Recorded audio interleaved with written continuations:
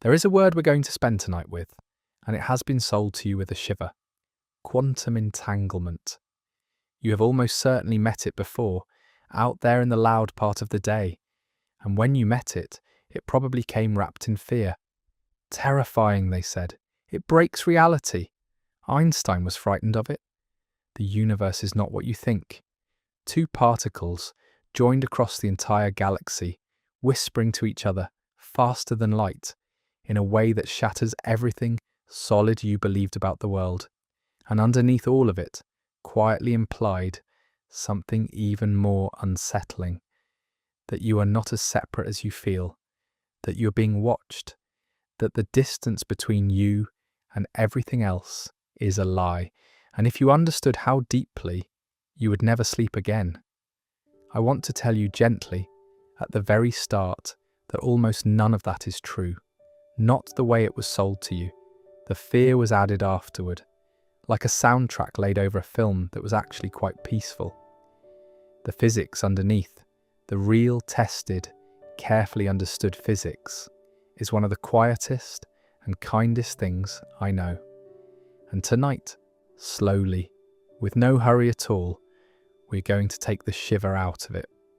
We are going to lift the frightening soundtrack off and listen to what the thing actually sounds like underneath.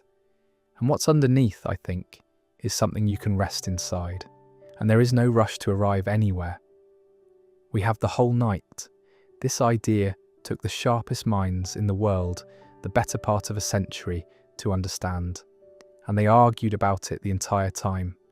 So there is certainly no need for you to grasp it quickly, or to grasp it at all. We're going to move through it the way you'd wade slowly into still water, a little at a time, letting each part of you get used to the depth before the next. If your mind wants to race ahead, let it tire itself out and drift back. There is nothing here you need to catch and nothing you need to keep. The understanding, if it comes, will come gently, the way sleep does, not by chasing it, but by letting it arrive. Because here is the honest shape of what we're going to find. Entanglement is real. It won the Nobel-Prize. It has been tested more carefully than almost anything in science, and it holds. But it is not spooky. Nothing travels between the particles. No signal is sent. No message is passed. Nothing is disturbed. You cannot use it to reach across space and touch anything, and neither can the universe use it to reach across space and touch you. The whole terror rests on a picture that the physicists themselves gently set aside a long time ago, the picture of two separate things reaching across a void to affect each other. And when you let that picture go, the fear has nothing left to stand on, and it quietly falls away, and what's left is just a strange and beautiful fact about how the world is stitched together, which asks nothing of you but that you notice it. You don't need to follow every step. That's the first thing I always want you to know. If a piece of it slips past you in the dark, let it slip. This isn't a lesson, and there's nothing you have to hold on to, and there will be no test in the morning. If you fall asleep before we reach the quiet truth at the centre of all this, then you will have arrived exactly where I was hoping to take you, only sooner. The words will keep going without you. You don't have to keep up with them. And I'll make you the promise I always make. Wherever this seems to be heading, we end somewhere restful. I would not walk you out to the edge of the strangest idea in physics and leave you standing there in the cold. So you can loosen your grip on understanding all of it. You already know how the night ends. It ends with you asleep. Let your shoulders come down from wherever they've been holding themselves all day. Let the weight of your head sink fully into the pillow. There is nowhere you need to be, and nothing you need to solve, and no part of you that needs to stay sharp and ready and watchful. Whatever is true about the deepest structure of reality will still be true in the morning, and it does not need you to stay awake and guard it. Tonight you only have to lie still and let an old fear come quietly apart and drift. Let's begin somewhere completely ordinary, because the strangeness only means something once we've felt how solid the ordinary is. There is a quiet assumption that sits underneath almost everything you believe about the world. It is so deep in you that you have probably never once said it out loud, because it has never occurred to you that it could be otherwise. The assumption is this: things are separate. Objects have their own edges, their own places, their own private existence. The cup on the table is one thing, the table is another. You are a third, and the space between all of them is real, and it keeps them apart. Feel how obvious that is, how completely beyond question it seems. You have never once in your whole life worried that the cup might not be entirely separate from the table, that its edges might, in some deep way, be tangled up with the edges of the room. Of course it's separate. You can pick it up and carry it away. You can put a whole ocean between it and the table, and the cup remains a cup, unchanged, its own complete thing. Separateness feels like the most solid fact there is. It feels less like a belief and more like the shape of the container that every other belief sits inside. And that is exactly why it's worth naming out loud tonight, because it is so deep that we mistake it for the world itself, rather than for one particular picture of the world, which is what it turns out to be. And along with that, a second quiet assumption, just as deep, that to affect something, you have to reach it. If you want to move the cup, you have to touch it, or blow on it, or tip the table it sits on. If you want to speak to someone far away, something has to travel the distance between you, your voice through the air, or a signal through a wire, or light across a room. Nothing happens to anything here because of something over there, unless something crosses the space in between to carry the influence. Cause reaches effect by travelling. That's the rule. You have relied on it every moment of your life, and it has never once let you down. Physicists have a plain name for this whole comfortable picture. They call it locality. The idea that a thing is touched only by what is right next to it, and that any influence has to move at some speed through the space between. And they pair it with a second idea they call realism, the belief that things have definite properties, whether or not anyone is looking.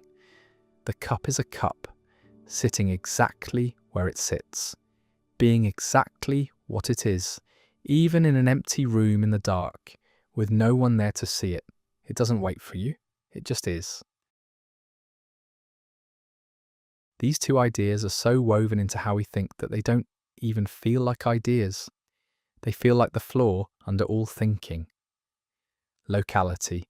Nothing reaches you except through the space right around you. Realism. Things are what they are, whether or not you look. Take a moment to feel how much of your peace of mind quietly rests on both.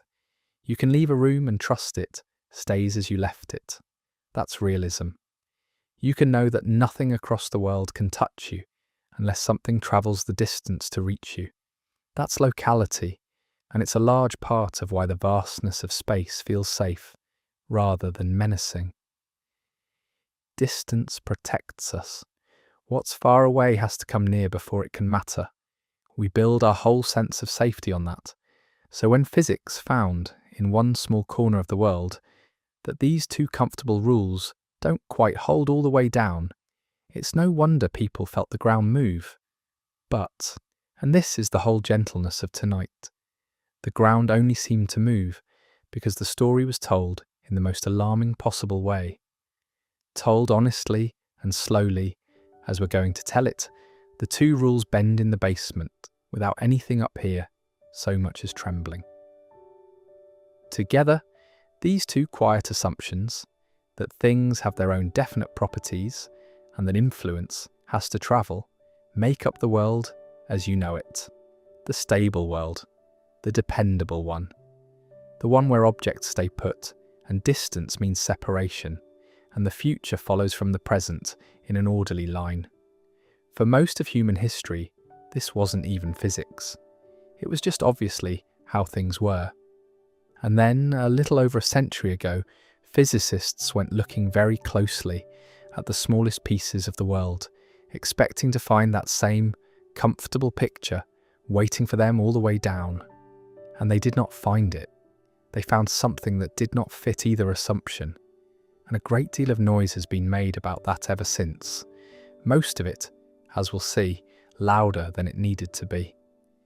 But I want you to hold on to the solid ordinary world for a moment before we go down. Because one of the things the loud version of this story gets wrong is that it leaves you feeling the solid world was taken away from you, that it was exposed as fake, that the ground you stand on is a lie. And that isn't what happened. The ordinary world is still here. Your bed is still holding you. The floor will still be exactly where you left it in the morning. Nothing that we discover tonight in the basement of reality reaches up here and steals the dependable world from you. If anything, by the end, you'll understand a little better why the dependable world gets to be so dependable. So keep it as we descend. The strangeness below does not cancel the steadiness above. They live together, quite peacefully, and always have. To understand entanglement, we first have to meet a single quantum thing on its own, before we ever join it to another. Because the strangeness of two entangled particles is really just the strangeness of one particle, doubled. And if we take the time to feel it in the one, the two will come easily. So picture a single electron, one of the smallest, simplest pieces the world is made of. And I have to warn you gently that your mind will want to picture it as a tiny ball, a little speck of matter, a grain of sand too small to see, sitting somewhere definite, doing something definite. That picture is comfortable, and it is wrong, and letting it go is the first quiet step down. It's a hard picture to release, because it served us so well everywhere else. Everything we can actually see and hold behaves like a little ball, or like a great many little balls, definite, located, sitting somewhere whether or not we look. The whole visible world is built of things that stay put and stay themselves. So of course we assumed the smallest pieces would be the same, only smaller, tiniest of tiny marbles bouncing in the dark. It was the natural guess, and it took real courage for people to give it up, because giving it up meant admitting that the world, at its base, is not made of miniature versions of the things we know.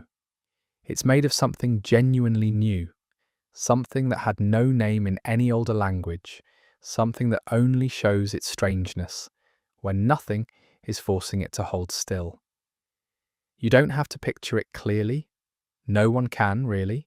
You only have to loosen your grip on the little ball and let the smallest things be stranger and gentler than a grain of sand. Here is the strange, well-tested truth. Certain properties of that electron, where exactly it is or which way it is spinning, do not have single, settled answers before the electron interacts with something. It is not that the answer exists and is merely hidden from you, tucked away where you can't see it. It is stranger and simpler than hidden. As far as the most careful experiments anyone has ever done can tell, the answer is genuinely not yet there.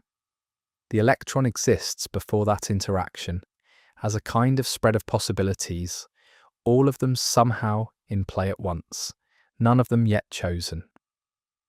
Physicists call this superposition, a word that just means the thing is, for now, more than one way at the same time, waiting.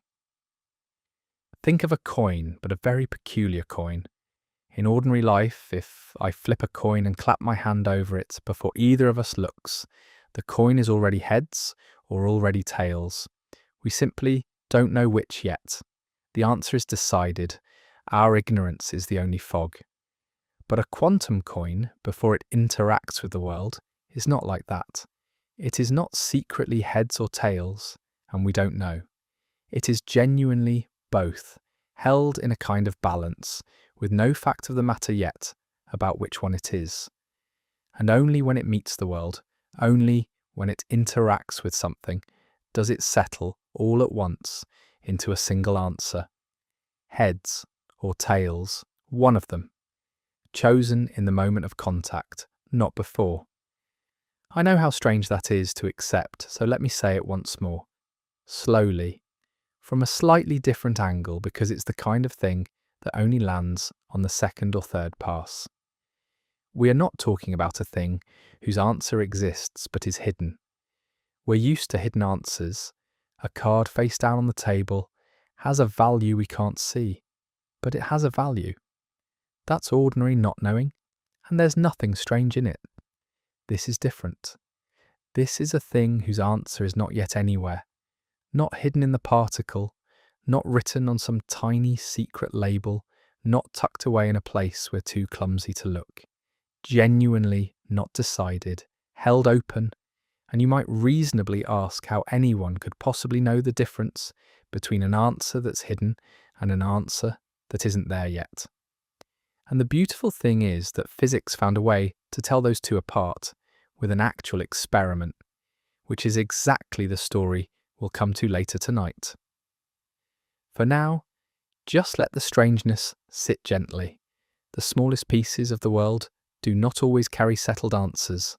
Sometimes they wait, and what they wait for is not a mind, it's a touch. Now, this is the place where the loud version of the story reaches in and adds a shiver. And I want to take it out right here, at the start, because it will save us a great deal of fear later. You will have heard that it is the act of looking that makes the quantum coin decide. That consciousness, your attention, your mind, is what reaches in and forces the answer. That the electron somehow knows it is being watched and behaves. It is a thrilling thought. It is also, as far as the careful physics goes, simply not what happens. The electron does not care whether a mind is present. What settles it is not awareness. It is interaction. It is contact. Any contact.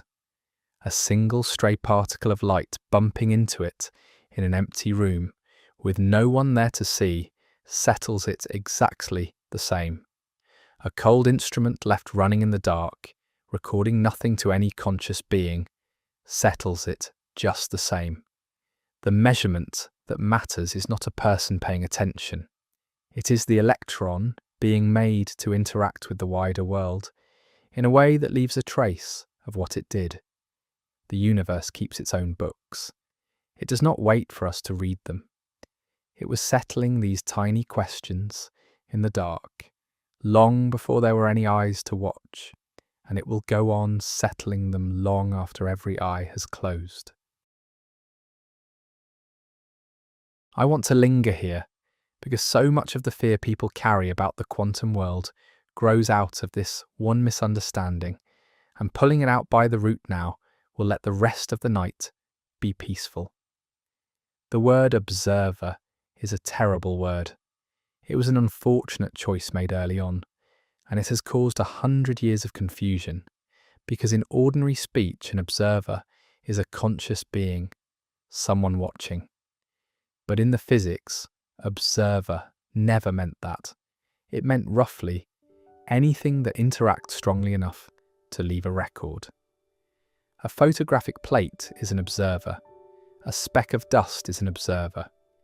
A molecule of air blundering into the electron in an empty, lightless, mindless room is an observer. Consciousness has nothing to do with it. The world does not become real when you look. The world was already busy making itself real, interaction by interaction, in every dark and empty corner of space, for billions of years before anything anywhere opened an eye. Your attention is not special to the electron. It does not know you are there. It was never waiting for you. Hold on to that, because it is the ground the whole night stands on, and it is the first piece of the fear to fall away. It is not your gaze that shapes the quantum world. It is contact. The world is not performing for an audience. It is simply touching itself, everywhere, all the time, and settling as it touches, which means, already, One quiet reassurance you can carry down into the dark. Whatever we find in the basement of reality tonight, it is not watching you. It was never watching you. Watching is not what any of this is about. Now we can do the thing the whole night has been walking toward. We can take not one of these unsettled little things, but two, and let them meet. Here is how it happens. You take two quantum particles, two electrons, say, and you let them interact. You bring them together, or you make them together out of a single event, in a way that links them. And because of the deep bookkeeping of the universe, the fact that certain quantities have to balance, the two of them come out related. If one is spinning one way, the other must be spinning the opposite way, so that together they cancel to zero.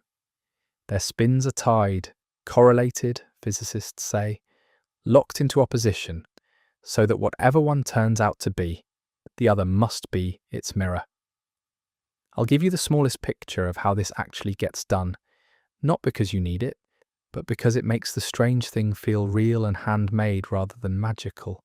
Often the two particles are made together in a single tiny event. An atom, say, holding a little extra energy, releasing it by sending out two particles of light at once, born from the same moment, balanced against each other from the start. Or you simply bring two particles close and let them interact. And if you arrange it just so, they come away tied. There's nothing exotic about the making of it. It happens in laboratories every day, quietly, thousands of times over, in rooms with the lights on and people drinking coffee. This is not a rare cosmic event glimpsed once a generation. It is an ordinary, repeatable, well-worn thing, worth remembering whenever the strangeness starts to feel overwhelming. This is tested, everyday science, done on a workbench, not a rumour from the edge of reality. And now, this is the whole of it. You separate them. You send one electron off in one direction and keep the other, and you carry them apart. Across the room, across the country, in principle, across the galaxy, if you were patient enough. And here is the fact that has launched 1,000 frightening videos. Remember that neither electron has a settled spin yet. Each is still that unsettled thing, both ways at once, waiting. But the moment you let one of them interact with the world, the moment it settles into a definite spin, say, spin up, the other one, however far away, is instantly the opposite, spin down. Not a moment later, not after some signal has had time to cross the distance, at once. The far electron was also unsettled, both ways at once, waiting, and in the same instant its partner settles, it settles too, into the matching answer, no matter how vast the space between them. Now, say it plainly, and it does sound like sorcery. Two things, separated by an abyss, and doing something to one instantly does something to the other, with nothing crossing the gap between. This is the thing that troubled Albert Einstein so deeply that he spent much of the end of his life arguing against it. He gave it the name that has haunted it ever since. He called it spooky action at a distance, and he did not mean it kindly. He meant it as a complaint. To Einstein it smelled wrong, like magic dressed up as science, and he was certain it meant the new physics was missing something. Some hidden piece that would restore the sensible world, where things are separate and influence has to travel. And I want to be fair to Einstein here, because the loud videos tend to use him as a kind of frightened cautionary figure. Look, even Einstein was terrified, and that isn't quite right. And the truth is more interesting. Einstein wasn't cowering before entanglement. He was arguing with it. He didn't believe the spookiness was real. He believed it was a sign that the theory was incomplete, that something sensible had been left out, and that if you found the missing piece, the spookiness would dissolve, and the ordinary separate world would be restored. He wrote a famous paper with two younger colleagues laying out exactly this case. Not to say quantum mechanics was wrong, but to say it couldn't be the whole story. It was a demand for a deeper, calmer picture underneath. And here's the twist that makes it worth telling. He was half right and half wrong in the most beautiful way. He was wrong that the spookiness would go away by finding a hidden piece. There is no hidden piece. That's the part the experiment settled. But he was right that the spooky picture was the wrong picture. It's just that the correct replacement wasn't the old, separate world he was hoping for. It was something he didn't quite reach. The idea that there was never any action at a distance, because there were never really two separate things. He was reaching for calm in the wrong direction, but he was reaching for calm. And calm, it turns out, was there to be found, just not where he was looking. And here I have to introduce the honest picture very carefully, because the way most people first meet entanglement is through an analogy that is almost right. And being almost right is exactly what makes it dangerous. So let me give you the analogy, and then let me show you the small crucial place where it breaks, because that broken place is the whole secret. The analogy is a pair of gloves. Imagine I take a pair of gloves and I put the left one in one box and the right one in another, and I seal them, and I send one box to the far side of the world while keeping the other with me. Now when I open my box and find the right glove, I know instantly, with no signal across any distance, that your box, wherever it is, contains the left. And there is nothing spooky about that at all. Nothing travelled, nothing was disturbed. The gloves were what they were from the very beginning. My box always held the right glove. Yours always held the left. Opening mine simply told me a fact that had been settled all along. The instant knowing is just me learning something that was already decided. And most people, hearing that, relax and think, oh, is that all entanglement is? Just gloves in boxes? A correlation that was set from the start, and we simply find out which is which. If that were all it was, there would be no story here, and no fear, and no Nobel Prize. But that is not all it is. And the difference is the most important thing I can tell you tonight. Because here is where the gloves fail. The gloves had a hidden label all along. The right glove was always the right glove, even sealed in its box in the dark, even before anyone looked. Its handedness was a settled fact waiting to be discovered. But the entangled electrons are not like that. Neither electron had a settled spin while they were flying apart. Remember, each was still the unsettled thing, genuinely both ways at once, with no hidden answer tucked inside, no secret label written in the dark. This is not a thing people merely believe. It is a thing that has been tested, and this is one of the most beautiful experiments ever done. A physicist named John Bell worked out, decades ago, a way to tell the two pictures apart, to tell the glove picture, where the answers were secretly settled all along, from the quantum picture, where they genuinely were not. He found that if the answers had been secretly settled, if there were hidden labels, then the correlations between the two particles, measured many times over in the right careful way, could only ever be so strong, and no stronger. There was a ceiling, and quantum mechanics predicted the particles would blow straight through that ceiling, that their correlations would be stronger than any secret pre-written labels could ever produce. So it became a real test, a thing you could actually do in a laboratory, to settle the oldest argument in the field. And it was done. And it has been done again and again, more and more carefully, for 50 years. And just a few years ago, the people who first did it were given the Nobel Prize for it. And the answer, every single time, is the same. The ceiling is broken. There are no hidden labels. The gloves picture is wrong. The electrons genuinely did not have settled spins while they travelled.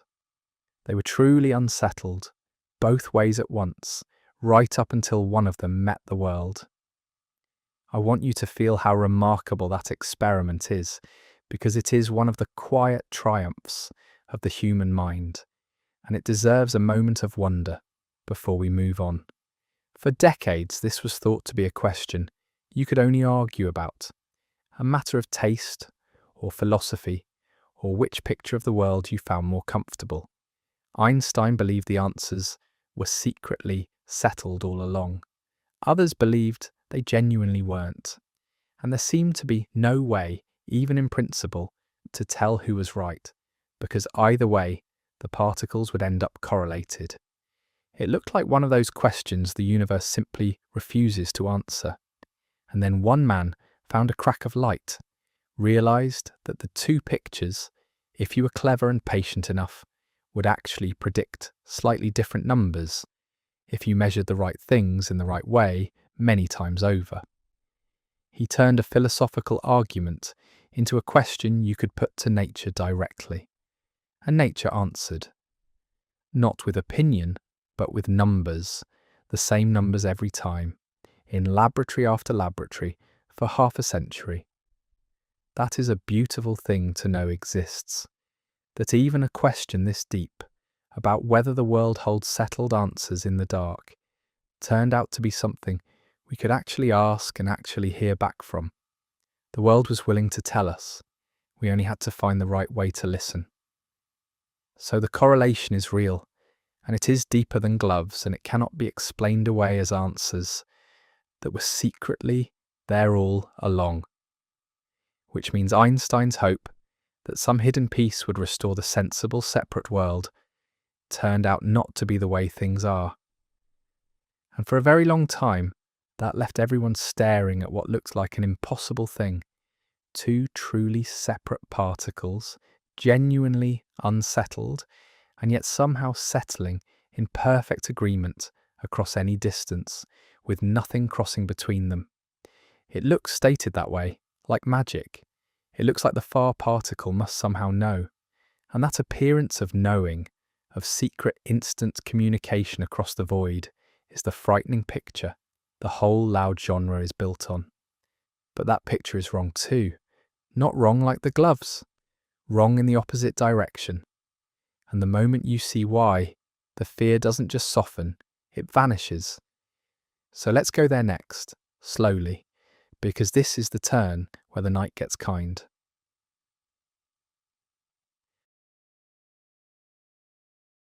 Here is the first thing to hold, and it is the thing that quietly dismantles the entire terror. You cannot use entanglement to send a message, not a word, not a signal, not the faintest whisper of information, from one particle to the other, at any speed, ever.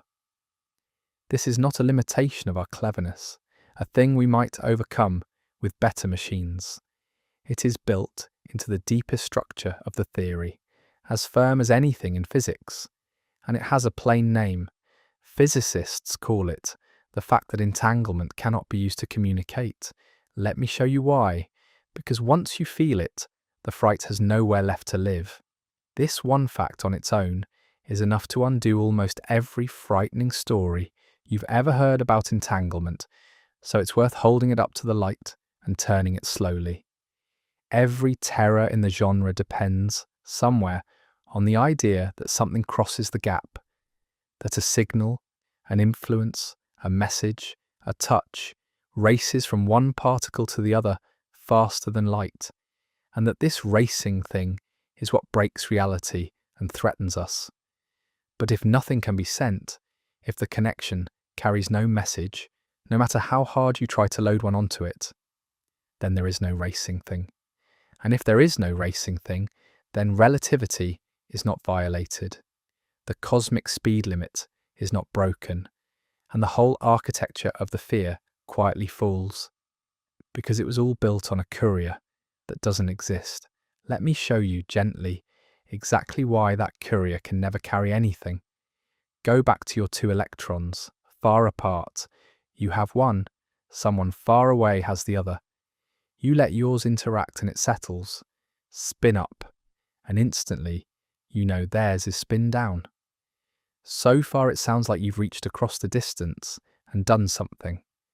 But now, Ask the only question that matters. Was there anything you could do to your electron to control the outcome? Could you decide in advance to make yours come up spin up rather than spin down, and thereby force theirs to be one thing rather than another? And the answer is no. Completely, provably no. When your electron settles, which way it settles is utterly random. You have no say in it. You cannot steer it. You cannot make it be up when you want up.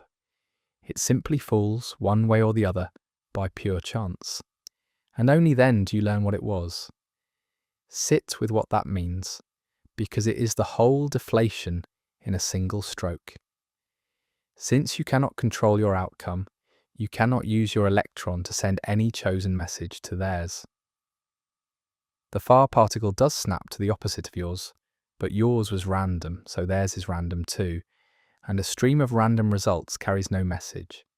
It is like two people, very far apart, each opening an envelope at the same moment and each finding a random number, where the numbers are always cleverly matched to be opposites.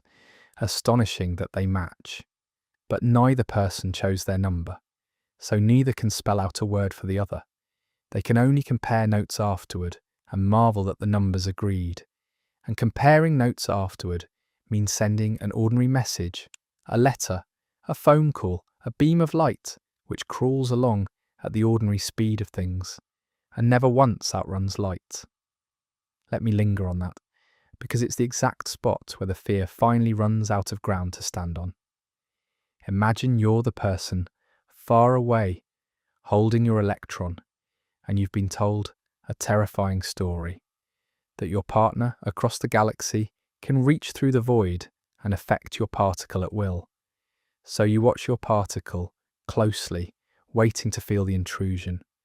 And what do you see? You see it settle, sometimes up, sometimes down, in a plain, patternless scatter. Exactly what you'd see if there were no distant partner at all. No entanglement, nothing unusual anywhere. There is no signal in it, no message, no sign that anything was ever done to your twin particle a galaxy away. From your side alone, entanglement is completely invisible. It does not announce itself. It does not disturb you. You could hold an entangled particle your entire life and never once detect from your side alone that it was entangled with anything. The connection only ever appears afterward, when two people compare their two lists of random results and discover the lists agree. And by then the moment is long past and the comparison travelled at the plodding, lawful, unhurried speed of an ordinary message. Nothing was ever reached across. Nothing was ever done to you.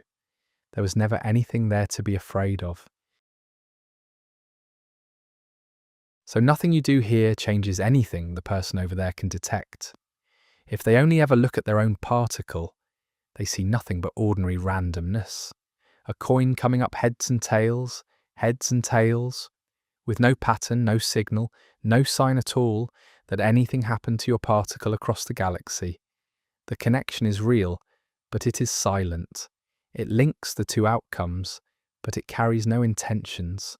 It cannot be used to reach out and touch anything. The universe, it turns out, allows this perfect matching across any distance, and in the very same breath forbids you from ever using it to send so much as a single bit. It connects, but it does not communicate. And this is why the frightening picture, the picture of the far particle secretly knowing of an instant whisper crossing the void, quietly collapses. Because there is no whisper. Nothing travels, nothing is sent. If a signal were passing between them, faster than light, you'd expect to be able to use it, to load it with a message, to steer it, to make it carry your will across space. And you can't. Not because you're not clever enough, but because there is no signal there to load. The appearance of communication was always an illusion, produced by the fact that the two results match. But matching is not messaging.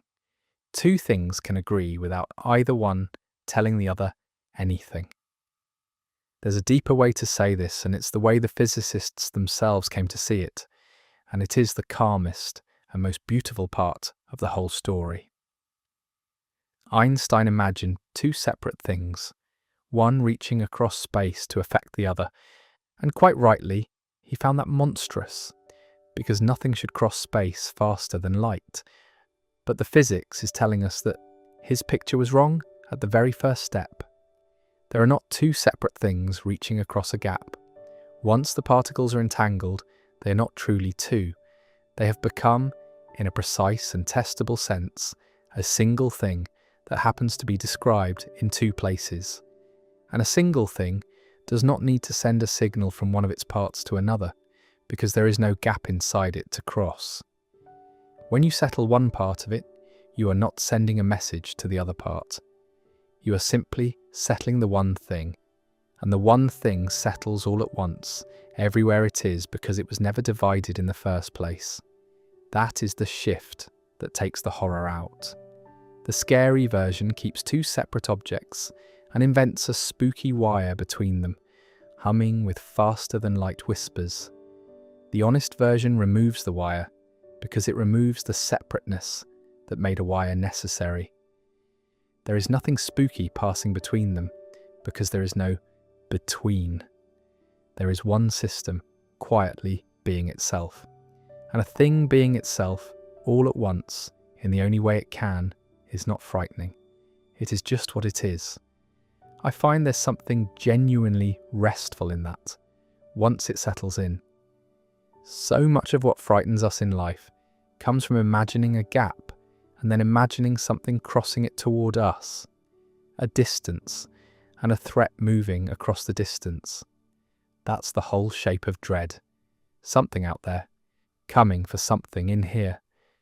And what the honest physics quietly says is that at least in this one deep case, the gap our intuition insisted on was never really there. The two particles were never two separate things, with a fearful space between them for a signal to race across. They were one thing, and one thing has no inside distance to be afraid of. The fear needed two-ness and separateness and a crossing. Take those away, and the physics does take them away, and the fear simply has nothing left to be about. What looked like the most alarming fact in science turns out, looked at honestly, to be one of the most peaceful. Not a violation of the order of things, but two things that were quietly one all along. So let me try to give you the true picture directly now, having cleared away the false ones, because it is genuinely lovely, and it is nothing to be afraid of. In quantum physics, a thing is described by something called its wave function, a piece of mathematics that holds everything that can be said about it, all its possibilities and how they're weighted. And when two particles are separate and independent, each has its own. You can point to one bundle of mathematics and say, that is this particle, and to another and say, that is that one. Two descriptions for two things, tidy, separate, exactly as your intuition expects. But when the two particles interact and become entangled, something changes about the mathematics itself, and it changes in a way that is the whole heart of the matter. You can no longer split the description into a part for this one and a part for that one. There is now only a single description, one bundle of mathematics that covers both of them together, and it genuinely cannot be pulled apart into a piece for each. Ask the mathematics, what is this particle doing on its own? And it has no separate answer to give. The particle no longer has properties that are simply its own. Its properties have become shared, spread across both, held jointly, belonging to the pair rather than to either one. That is what entanglement actually is. Not a wire, not a whisper, not two things secretly signalling. It is two things that have interacted becoming, at the level of their deepest description, one thing, so woven together that you can no longer fully speak of either without speaking of both. Their separateness, which was real before they met, has become something the world can no longer cleanly draw a line through. They are, as the physicists put it, no longer two objects with a relationship. They're closer to one object with two locations. The relationship isn't something added between them. The relationship is what they now are. There is a phrase for this that I've always found quietly moving, and it's as close to the true heart of the thing as ordinary words can get.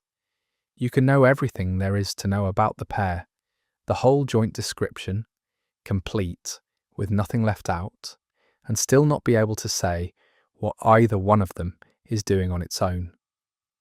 The whole is fully defined, the parts are not. All the information lives in the togetherness, and none of it can be found by looking at either one alone. That runs exactly opposite to how we usually think understanding works. We believe that to understand a thing, you take it apart, study the pieces, and add up what you learn. But here, the pieces have no separate story to tell. The story is only in the joining. Take them apart to study them, and the very thing you were trying to understand, the connection, is precisely what vanishes. Some things, it turns out, are only true together, and cannot be carried off and examined alone. And that is not a flaw in our knowledge, it is a feature of what these things are. And this is where I have to be honest with you about a boundary, because it's the boundary the loud videos race straight past. When you follow this far enough, it becomes tempting, very tempting, to leap to enormous conclusions, to say, then distance itself is an illusion, then separation is fake, then everything is secretly one, and the walls between all things are lies, and we are all woven into a single, seamless whole. You have heard these leaps, I'm sure, delivered in a hushed and thrilling voice, and I want to be straight with you.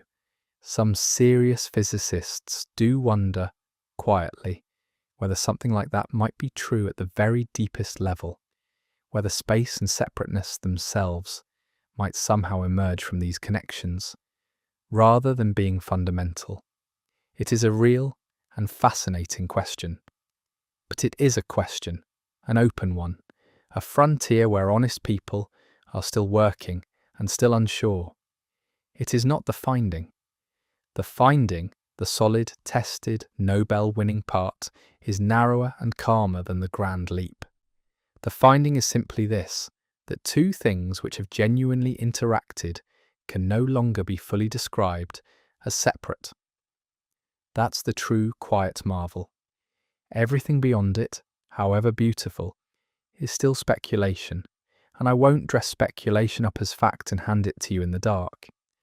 I think that honesty matters, and not just for its own sake.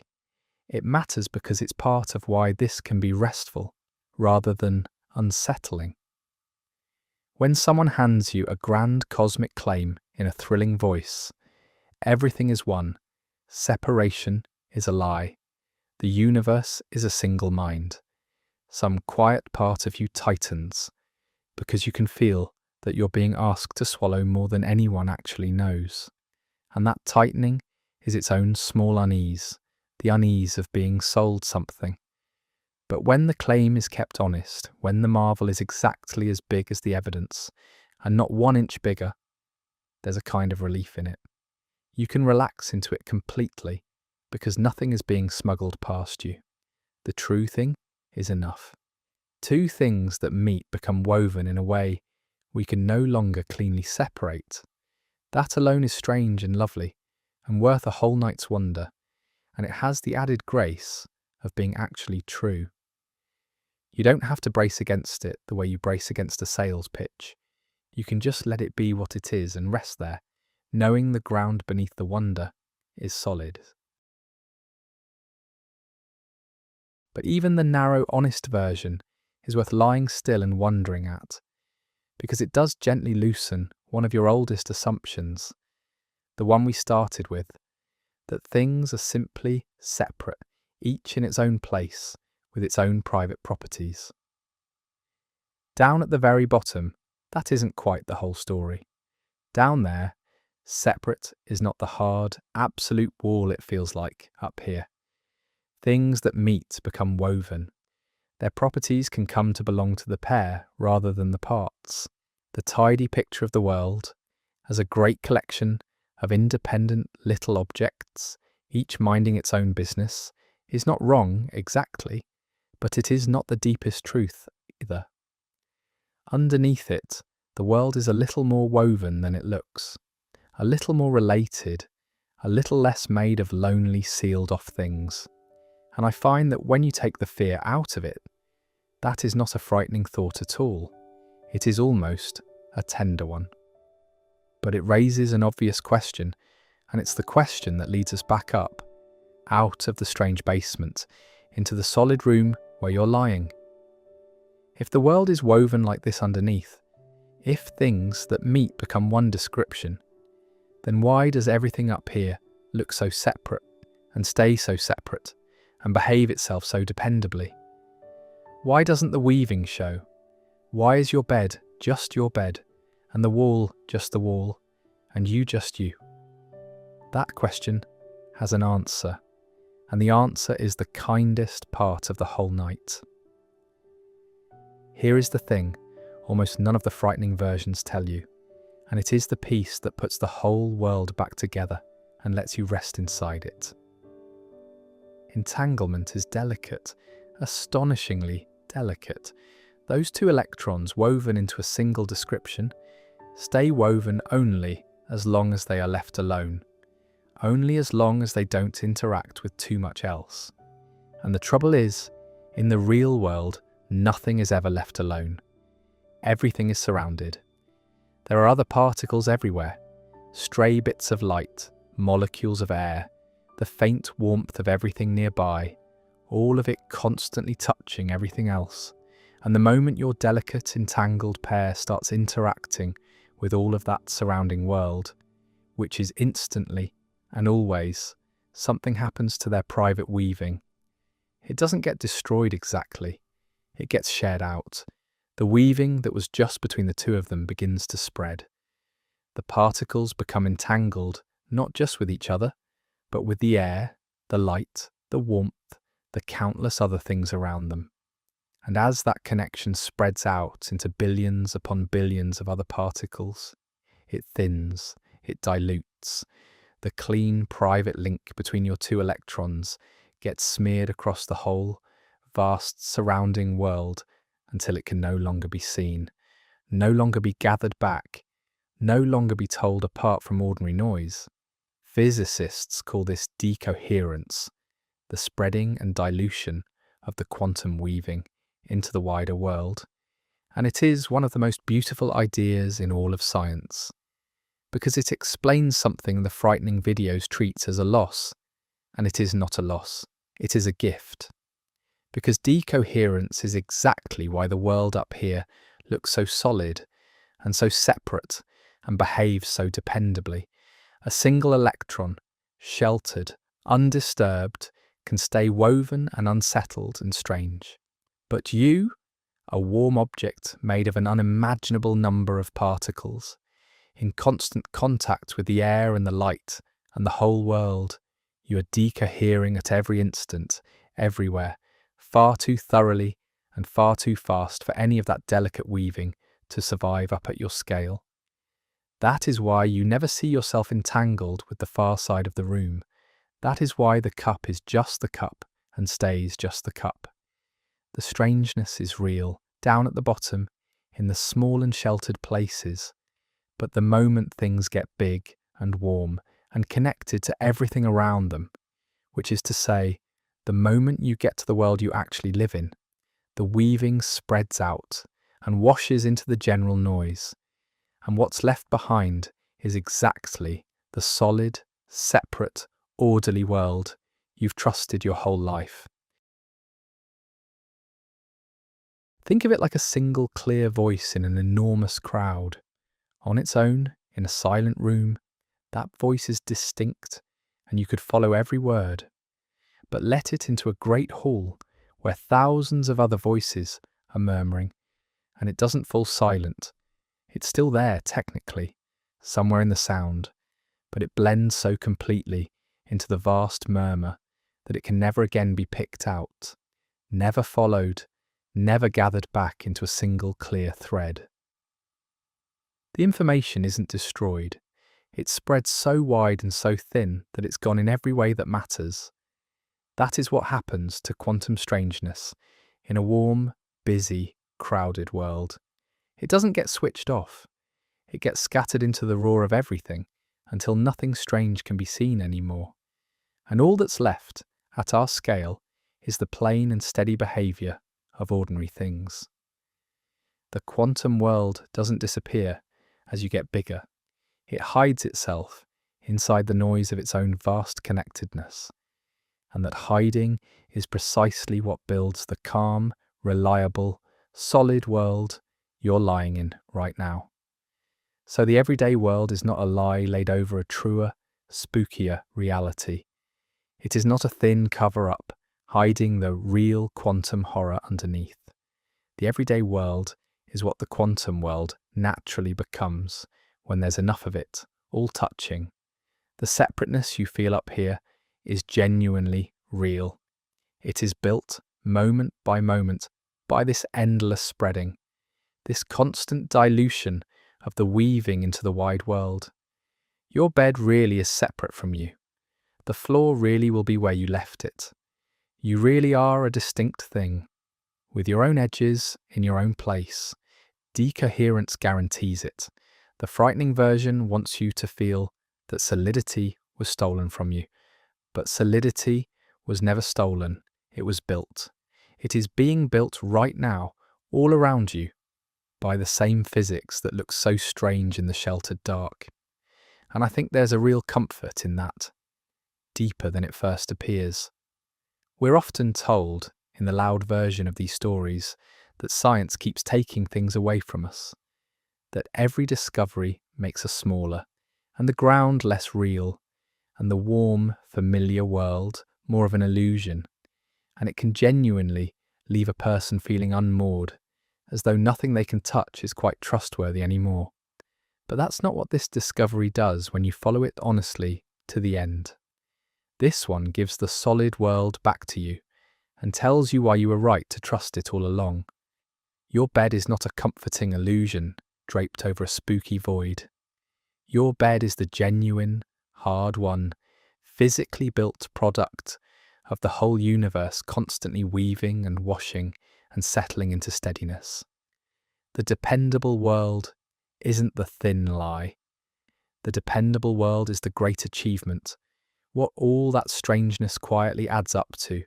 Once there's enough of it, all touching, you can lean your full weight on it. It has earned your trust at the deepest level there is. And this is where I can finally gently put to rest the biggest of the fears the loud video cell, the one that whispers that you are secretly entangled with everyone and everything, that your mind is woven into a cosmic web, that you're being watched and read and connected against your will. Because now you can see why that cannot be. You are warm. You are enormous on the scale of particles. You are in ceaseless contact with the whole world around you. Any delicate quantum weaving you might form with anything is spread out and washed into ordinary noise, faster than thought, over and over, endlessly. You are not a sheltered pair of electrons in the dark. You are a vast, warm, decohering crowd of them, and that crowd is exactly the kind of thing whose quantum strangeness dissolves the instant it forms. There is even a lovely, precise fact that seals this, and I'll give it to you softly. When two quantum things become fully woven together, that very weaving uses them up. A thing fully entangled with one partner simply cannot be fully entangled with a third. The connection, when it's real and complete, is exclusive. Private, not a web spanning everything, but a quiet, closed thing between two.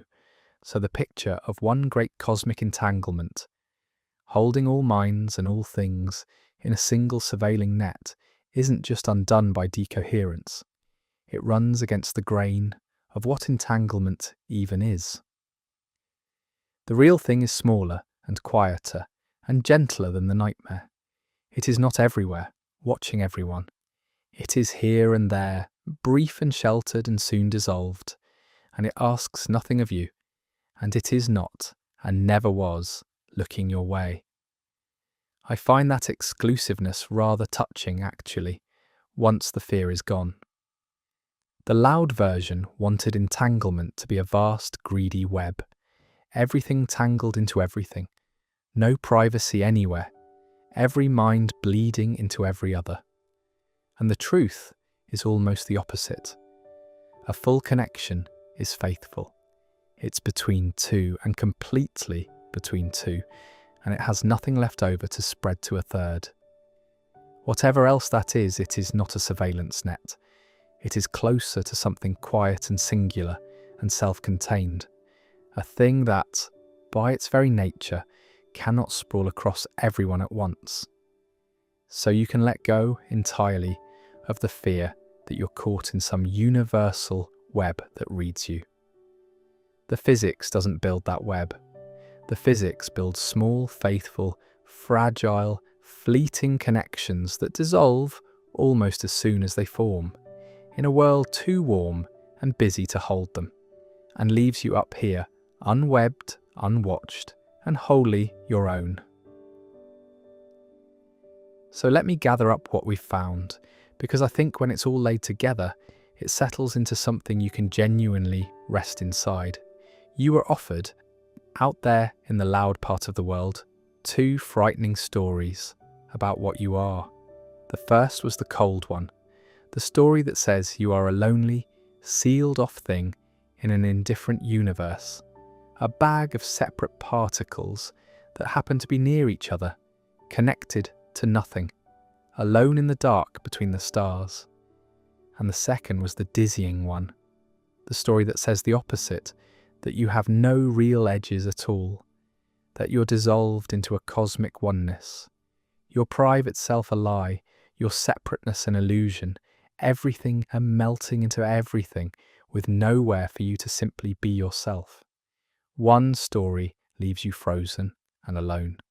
The other leaves you dissolved and exposed, and both, in their different ways, are told to frighten you, and both are sold as the deep truth that physics has uncovered. And here is the quiet thing, the true thing that sits between them, and it is gentler than either.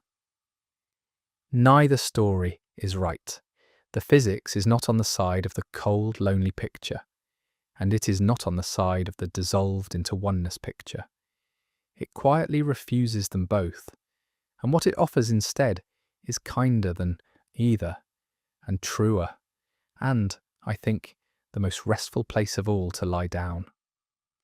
The honest physics doesn't leave you cold and sealed off, because it's true that at the very bottom, the world is more woven than it looks, that separateness is not the hard absolute wall your daytime mind believes, that things which genuinely meet become, in some real way, related in their very description.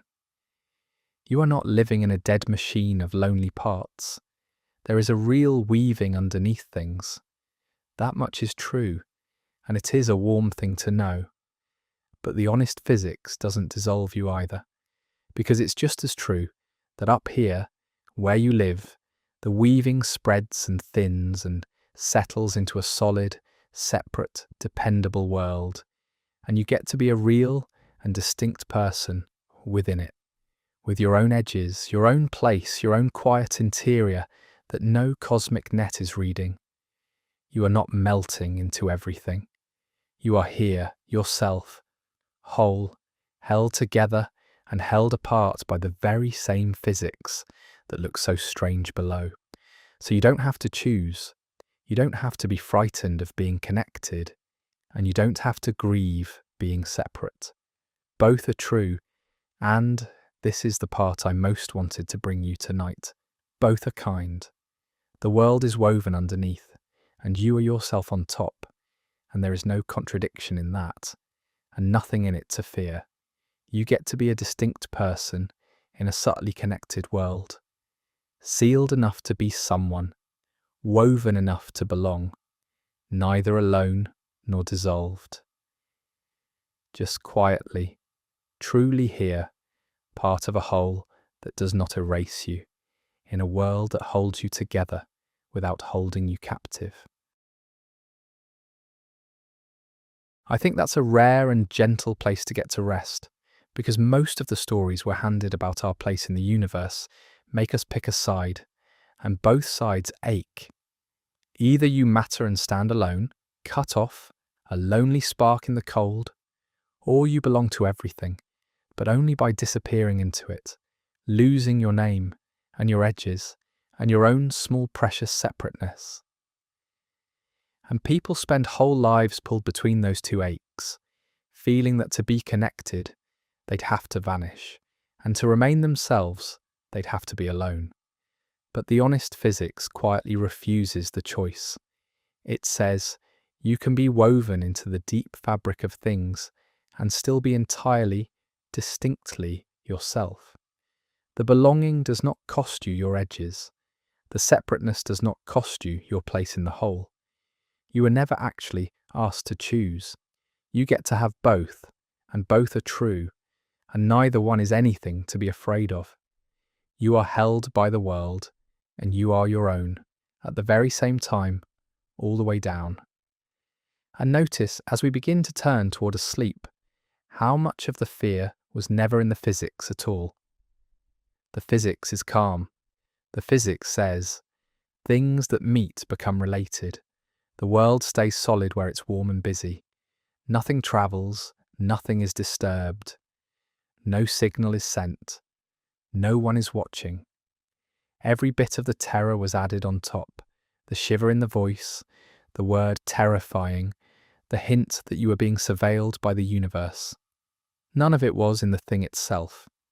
And you can lift all of it off tonight, the way you'd lift a heavy blanket you didn't know you were carrying, and set it down beside the bed, and feel how much lighter the true thing is underneath. It's worth knowing why the fear gets added at all, because once you see the machinery, it loses its last bit of power over you. Fear holds attention. A shiver keeps you watching. And so the loud version reaches every time for the most alarming way to say a thing, because alarm is what keeps eyes on the screen. Two particles are described together, becomes reality is shattered. You can't signal with it, gets quietly dropped, because it's reassuring, and reassurance doesn't hold a crowd. The connection dissolves instantly, at your scale, gets left out entirely, because it puts the fear to rest, and rested people wander off. The terror isn't in the physics, it's a choice about how to tell the physics, a choice made to keep you awake and uneasy. And you are allowed tonight to simply decline it, to notice that the frightening version and the true version describe the very same facts, and that the only difference is the soundtrack, and that you get to choose which one to fall asleep to. Choose the quiet one. It's the honest one anyway. So let's come back now, all the way up out of the strange sheltered basement of the world, into the simple room where you're lying, and let's let the whole thing do the one quiet thing it's best at. Let's let it help you rest. Begin with your breath, because your breath is already doing this, already easy, already moving, asking nothing of you. Don't change it, don't measure it, just notice it. The slow rise, the gentle fall, the quiet turn between, in without effort, out without effort. It has kept you all day without a single instruction from you, and it will keep you all night the same way. You can hand yourself over to it now. There is nothing here to manage. And as you breathe, let the old fear finish falling away. There is no one watching you. There never was. The universe is not a great eye reading your thoughts across some cosmic web. It is not surveilling you. It settles its tiny questions in the dark, by simple contact, with no interest in you at all, and it has no gaze to turn your way. You can stop performing. You can stop being watched. You can let go of the sense, if you've ever carried it, that you must stay sharp and observed and ready. No audience, no net, no eye, just you in a quiet room, allowed at last to be entirely unwatched. Let that ease move down through your face, the small muscles around your eyes letting go, your jaw coming unclenched, your brow going smooth. Nothing here needs to be held in any careful place. Let it all settle wherever it settles. Down through your shoulders and let them fall, heavier than before, sinking into the bed, no longer braced for anything. Down through your chest, rising and falling on its own, no effort from you, nothing to watch, nothing to steer. Down through your arms, all the way to your fingertips, growing heavy and warm and still. You don't have to hold yourself together. The physics is holding you together.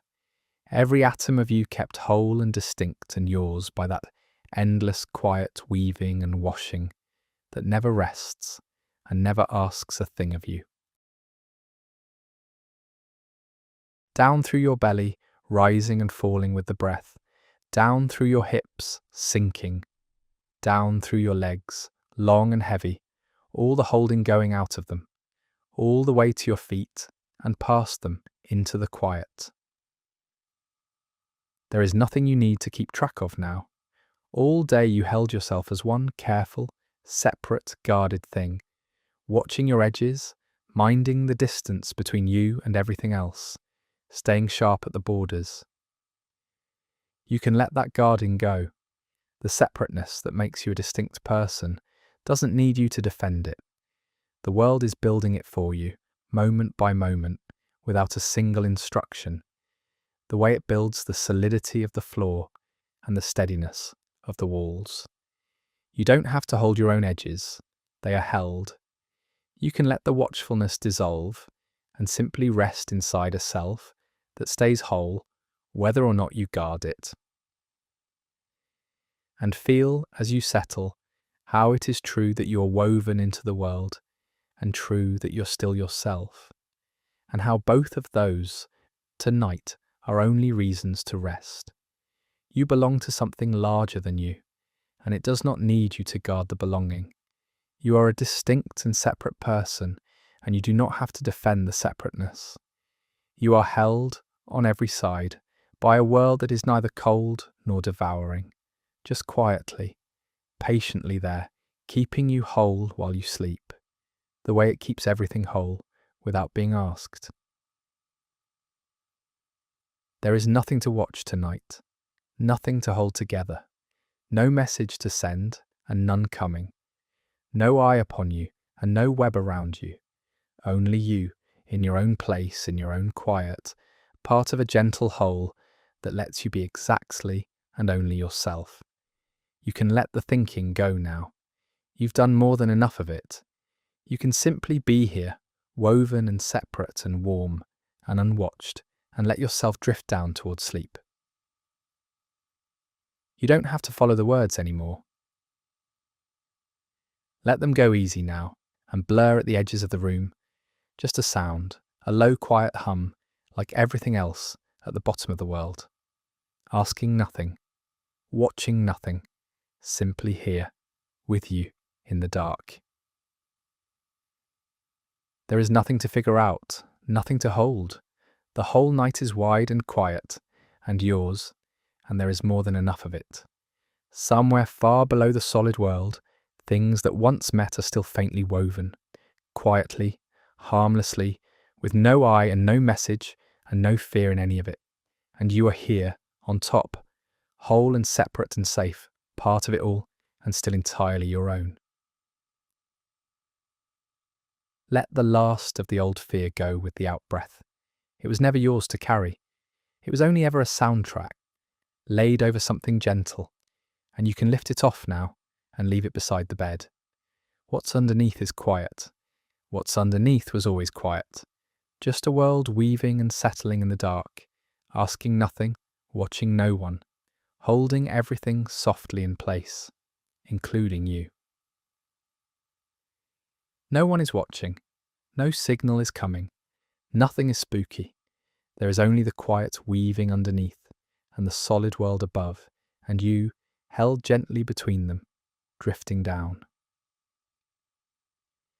You are woven into everything, and you're still yourself. Both are true, both are kind, and neither one needs you to stay awake. You can let go now, all the way. You can let the world hold you. It already is. It always was. Woven and whole and gone.